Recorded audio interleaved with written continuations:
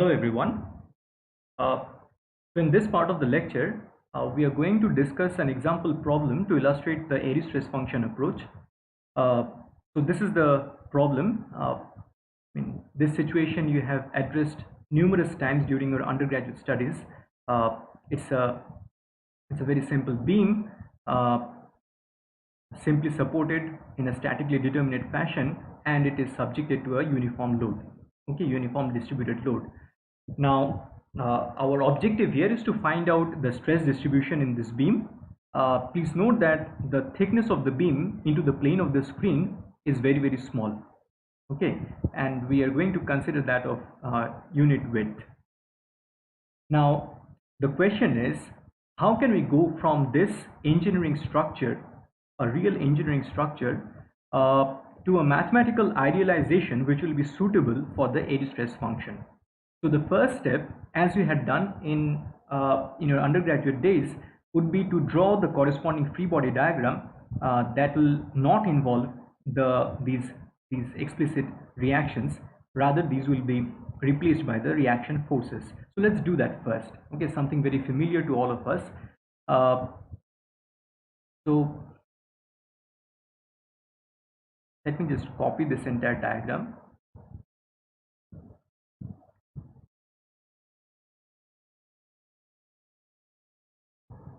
And just remove the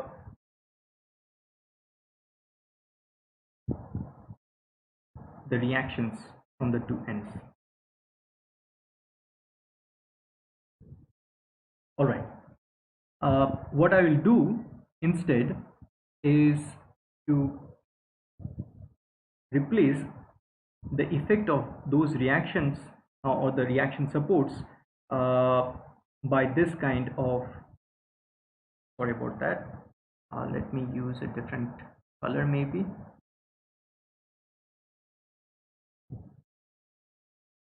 So this is one reaction force, another reaction force. Okay.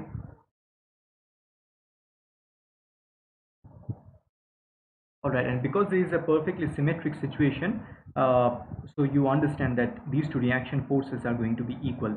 Of course, back in your undergraduate days, you had also considered a horizontal component of the reaction force here, but that will turn out to be zero. So I'm not going to into those unnecessary details at this stage. Now, for the purpose of proceeding with the Airy stress function, what we'll do is to consider not specifically this end of the beam, not this end, rather I'll consider a portion starting from a little bit to the right of this and a little bit to the left of this. Okay, so what I mean to say is that I will consider a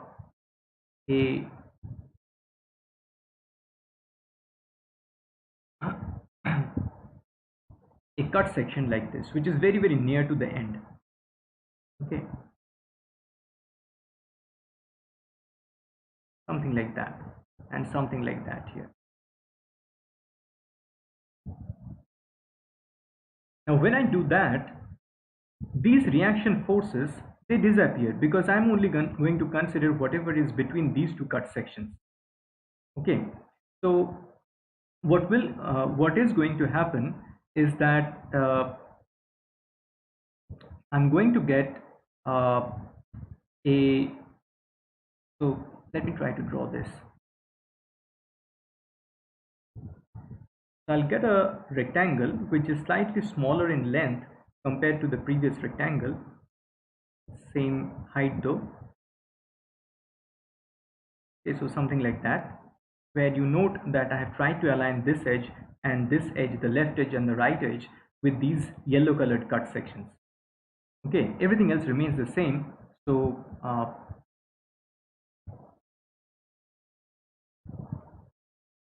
this entire loading that we had, that remains as it is. So that is very much present here.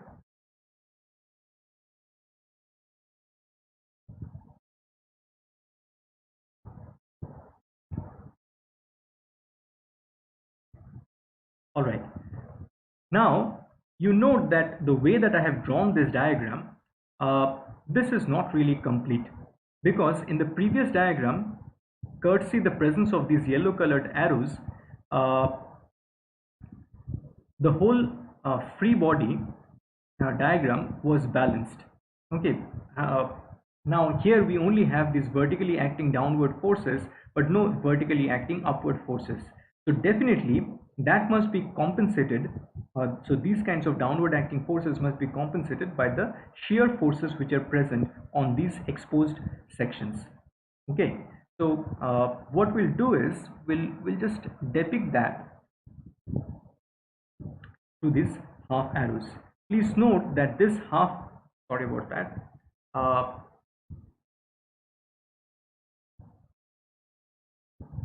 to these kinds of half arrows.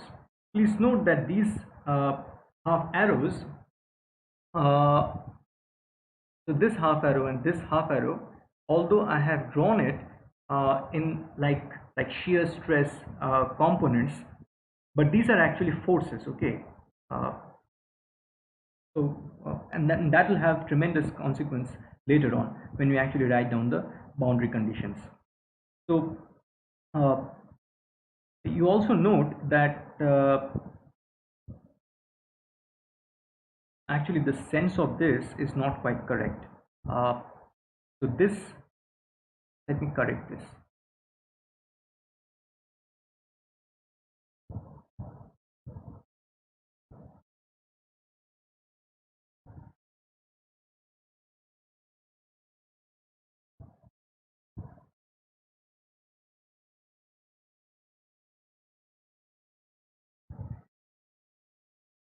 Okay, so this is the direction of the positive shear stress.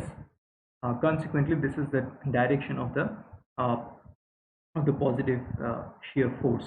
Similarly here. Okay, now this kind of a reverse kind of a reverse looking kind of situation arises because we have the y axis downward. Now, with this diagram in hand, we can actually proceed to the use of the Airy stress function. Now, the first step that we need to do for the Airy stress function approach is to write down the boundary conditions. Okay, so first, for the boundary conditions, we need to have some information about the geometry, and we can do that very quickly by noting that the height here, that's twice h. So we say that this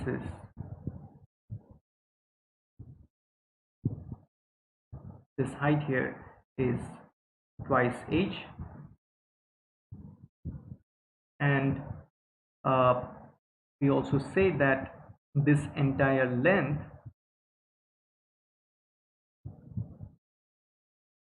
that is twice a. I'm writing this in the form of twice a and twice h because you note that this origin is at the center, so I have a length a on this side and a length a on this side. Okay, just to keep things neat and clean.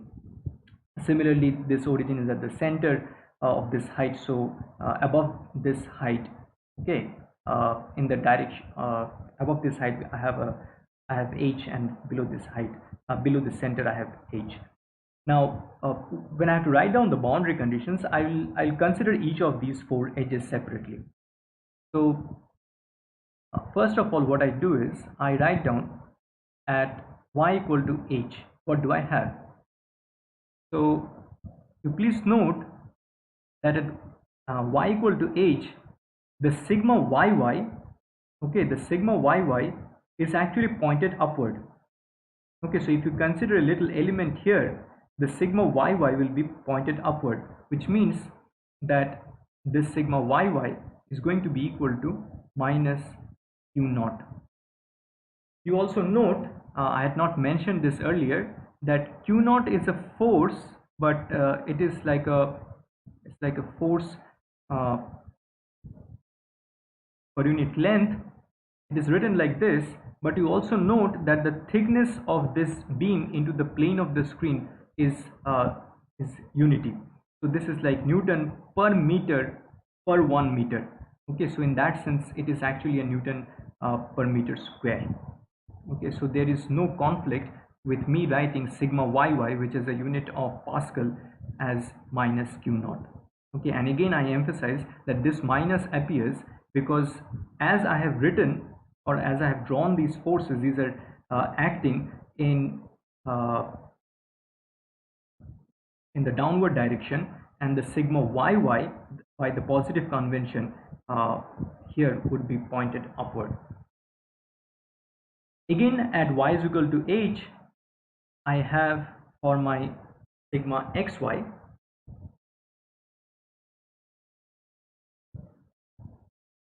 sigma xy uh, is equal to 0, because I do not have any shear stresses on this top edge. Next, for or at y is equal to uh, so here I have already made one mistake. You please note that this top edge there, y is not h, y is actually minus h, because you see the y is pointed downward. So this is actually wrong. Let me correct that. The top edge, the y is equal to minus h. Okay, so this is an important correction, and it is the bottom edge where this is y is equal to plus h. Here sigma yy is equal to 0, because on this bottom edge at y is equal to h, I do not have the presence of any normal stresses. Again, sigma xy is equal to 0. So this positivity convention is very important to write correctly. What about the edges? Okay, these vertical edges. So there, let's consider x equal to a. So at x equal to a, what we are going to have is uh, so this is a bit involved. You have to write this down carefully. First of all, let us talk about this and the normal stresses. Now, what we usually do for these vertical edges is not to write them in this kind of a pointwise fashion, rather to write them in an integrated fashion. So what we say is that the total normal stress is going to be or the total normal force is going to be 0. So sigma xx dy integrated from minus h to h, that is going to be equal to 0. So this is basically telling us that the axial force along this x direction, that is equal to 0. Similarly, we must have the bending moment, that must be equal to 0. So y sigma xx dy, that must be equal to 0. Okay, so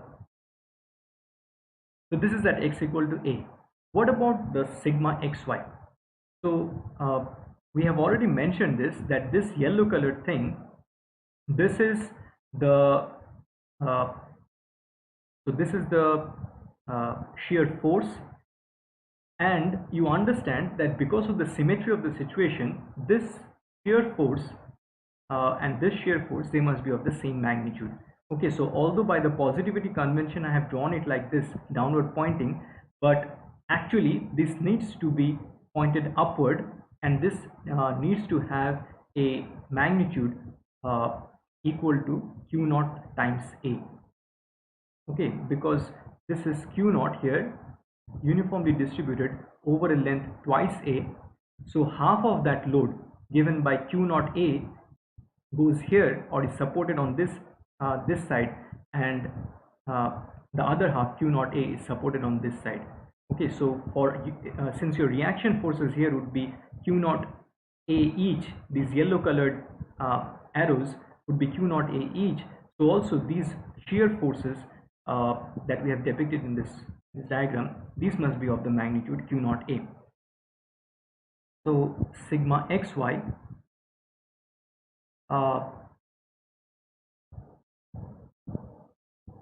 dy integration minus h to h, that must be equal to minus Q naught A. The minus arises because we are we're actually uh, uh, we are actually considering uh, this positivity convention, okay, where the shear force is aligned in the same direction as the shear stress, which is pointed downward. Okay, this pointing downward is by the positivity convention of the shear stress, but the actual thing, the actual shear force must be in the upward direction to balance this applied load. Now we'll have a similar sort of uh, representation of the boundary condition at x equal to minus a, which is the left vertical edge. So there again the total axial force must be 0,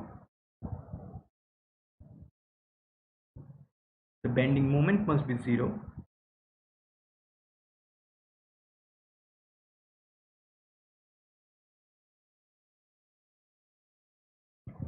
and this time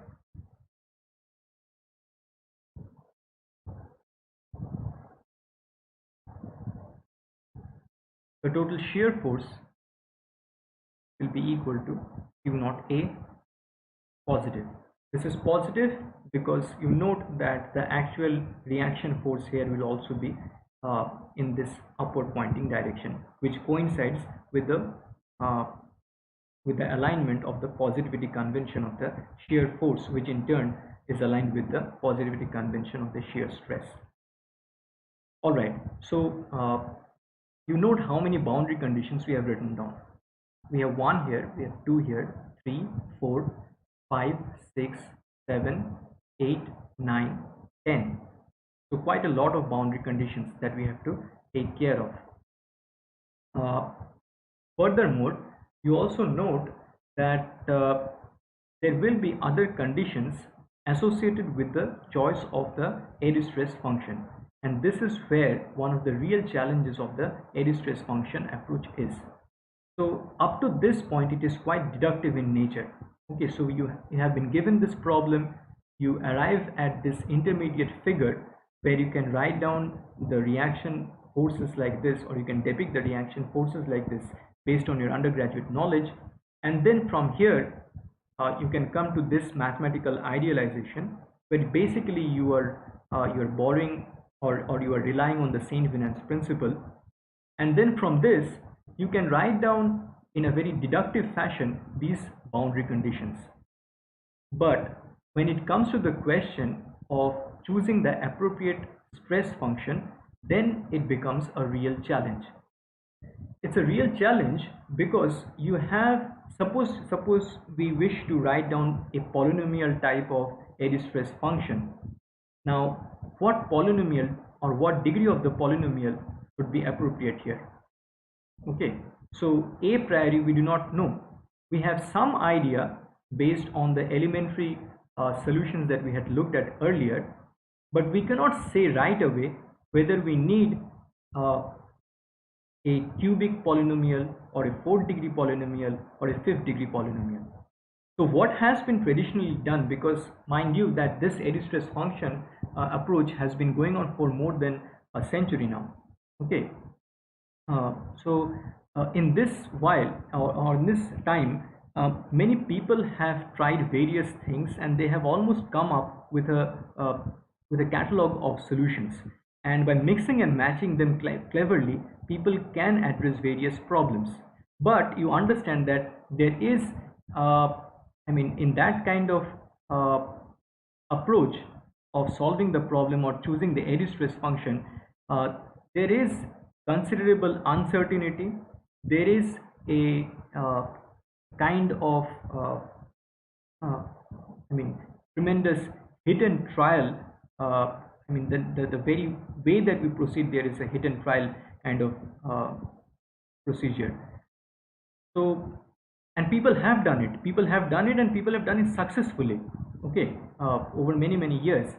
Uh, but uh, given this day and age, with the help of the various computer systems we have, it is possible to avoid that kind of trial and error uh, approach to a considerable extent. I would not say completely avoid, but to a certain extent it can be avoided.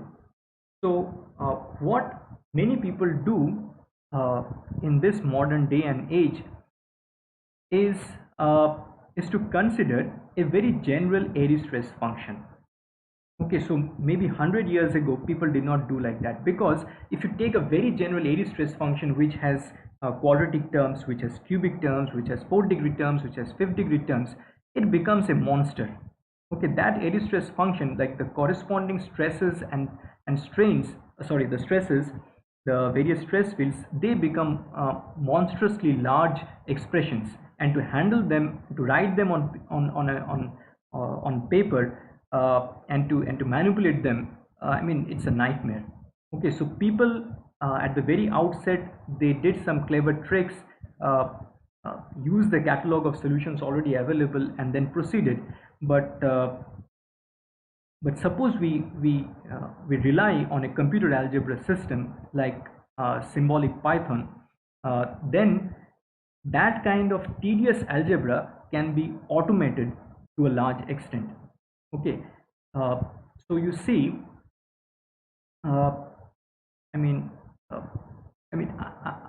I hope that this kind of a discussion will actually show you the motivation of using something like the Jupyter notebook.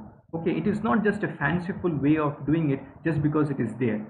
Okay, it is to actually make our life easier and to free up our brain from unnecessary tedious algebra. Okay, so uh, the use of Jupyter Notebook can actually help us not only to avoid the tedious algebra, but can also help us to take very general kinds of Airy stress functions, which otherwise would not be possible. Which means in turn that not uh, uh, only slight increments from the elementary problems can be tackled, but far more complicated problems can also be addressed using this kind of approach. Okay, because we don't have to be uh, constrained by uh, by the limitations of what we can do on a piece of paper. So with this, I will end this lecture, and in the next one I will try to do an implementation of whatever I have discussed here. Uh, the dual degree students who will be listening to this will perhaps appreciate that the kind uh, of labor that will be avoided when these boundary conditions need not be satisfied by hand. Okay, and the coefficients, the values of the coefficients need not be found by hand. So with that, I'll end this lecture. Thank you very much.